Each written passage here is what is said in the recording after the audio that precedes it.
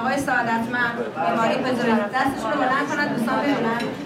آقای سعادتمند اینجا هستن، بیماری پزوریازیس داشتن که خودشون گفتن از انگشت پاشون سوراخی باز شده بوده که عفونت‌ها می آمده و شب‌ها و روزها بسته می شده. برای ایشون هم که گفتن کنار بینیشون بودن، خانم سوال کردن جاشون مونده، من چیزی ندیدم، من صورتشون رو نگاه کردم.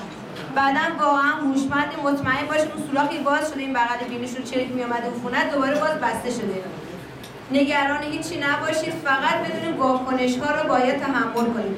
خود بدن هوشمنده، حالا این سموم از طریق حالا عفونت باشه، شاید پوستتون خارش پیدا کنه به صورت آلرژی باشه، حساسیت مثلا به قول خودتون پیدا کنید، یا اینکه آبریزش بینی شدید داشته باشید. بارها زنگ میزنن خانم من سرما خوردم.